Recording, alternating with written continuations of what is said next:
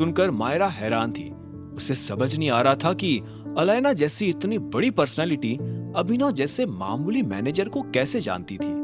इससे पहले कि अभिनव उससे कुछ बातचीत शुरू करता, उसने पहले मायरा की ओर देखा। वो फंड्स का काम जल्दी कर लेना, और हाँ, मैंने तुम्हें इंटरव्यू के लिए भी कहा था, उसका क्या हुआ? सर, इंटरव्यू कल ही फाइनलाइज हो जाएंगे, अभिनव ने सिर हिलाकर कहा। ठीक है, तुम हैंडल कर लेना, and hire only the best. कुछ हेल्प चाहिए तो बताना। Dismissed. Okay sir, thank you. Myra तुरंत ही कैबिन से बाहर आ गई और उसने धीरे से गेट भी लगा दिया।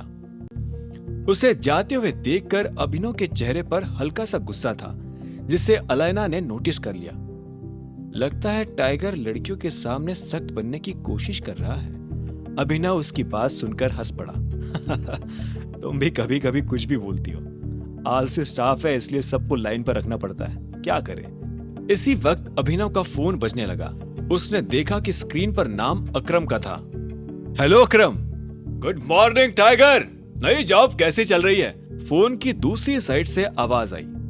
बस चल रही है, तुम बताओ, आज अचानक गुड मॉर्निंग कहने फोन किया है क्या? अभिनव ने मुस्कुराते हुए कहा। नहीं, एक इंफॉर्मेशन थी। वैसे तो तुम्हें कल रात को ही बता देनी चाहिए थी, पर मैं कुछ काम में उलझ गया था। मोंटी का फोन आया था मेरे पास कि वो आज ही इंडिया आ रहा है। मोंटी का नाम सुनते ही अभिनव ने अलायना की ओर देखा, जो कि उसके छोटे से कैबिन को दिलचस्पी से निहारे जा रही थी।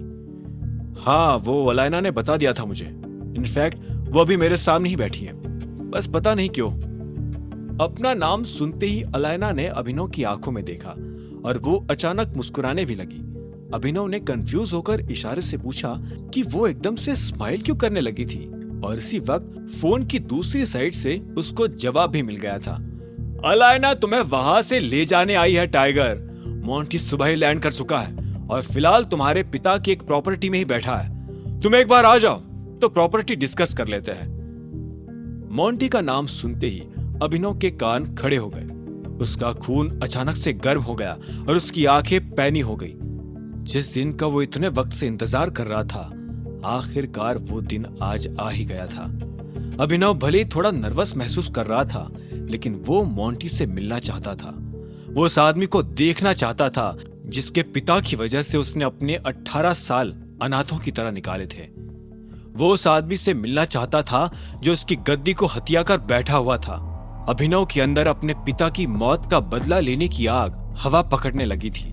अभिनव ने फोन पर कहा, क्या मोंटी को पता चल गया है कि मैं वापस आ गया हूँ? अभिनव फोन पर यह सवाल पूछते हुए अलायना की ओर भी देखने लगा, जिसका जवाब अलायना ने सिर हिलाकर ना में दिया। नहीं, उससे अभी कुछ नहीं पता चला है। फिलहाल तुम मीटिंग सभी सीनियर से कर रहे हो, अकरम ने उसे दिलासा देते हुए कहा। हालांकि अभिनव के मन में अभी भी शक था, इसलिए उसने ना आने का बहाना बनाने की कोशिश करी। ठीक है, जब तक मैं वहां नहीं आता, मोंटी को यह खबर नहीं लगनी चाहिए कि मैं वापस आ गया हूं, अभिनव ने कहा। वो मोंटी को अपने नाम से अलर्ट नहीं होने देना चाहता था। वो नहीं चाहता था कि मोंटी उसके आने की खबर पाकर कोई चाल चले। वो मोंटी को रंगे हाथों पकड़ना चाहता था। तो तुम मुझे इसलिए लेने आई हो? चलो मैं भी तो देखूं ये मोंटी कौन है, अभिनव ने कहा और अपनी जगह से खड़ा हो गया। तुम मोंटी का नाम सुनते ही इतने गुस्से में क्यों आ गए? अलायना ने अभिनव का चेहरा देखते हुए पूछा। भले ही अभिनव कुछ नहीं कह रहा था, लेकिन अलायना सब कुछ साफ देख पा रही थी। अभिनव के मन में अभी भी जवाब नेगेटिव ही था, मगर वो उसे जुबान पर नहीं लाया। उसे एहसास हुआ कि अभिनव होने से पहले वो टाइगर था, और फिलहाल वो दुनिया के सामने अभिनव बनकर इज्जत से इसीलिए रह पा रहा था क्योंकि उसके सिर पर कुछ लोगों का हाथ था। ऐसे लोग जो उसे टाइगर के नाम से जानते थे। वो भी लोगों के लिए टाइगर ही बना रहना चाहता था, ताकि वो अपने लोगों की मदद कर सके, जैसे उसके पिता किया करते थे। ऐसे में अभिनव ने अलायना की बात का कोई जवाब नहीं दिया और सीधा बाहर निकल गया।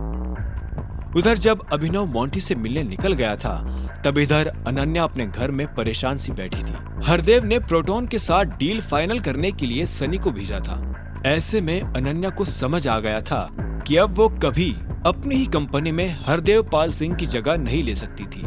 उसे लगने लगा कि आगे भी अपने भाई सनी के अंगूठे के नीचे रहकर ही उसे काम करना पड़ेगा। अब आगे क्या होने वाला था? क्या होगा जब अभिनव मोंटी से पहली बार मिलेगा? क्या वो अपने गुस्से पर काबू रख पाएगा? और क्या अनन्या को जिंदगी देगी दूसरा मौका? आगे की कहानी जानने के लिए देखें अगला एपिसोड सिर्फ पॉकेट एफएम के यूट्यूब चैनल पर, और द रिटर्न ऑफ टाइगर के सारे एपिसोड्स को सुनने के लिए डिस्क्रिप्शन में दी लिंक से डाउनलोड करें पॉकेट एफएम ऐप।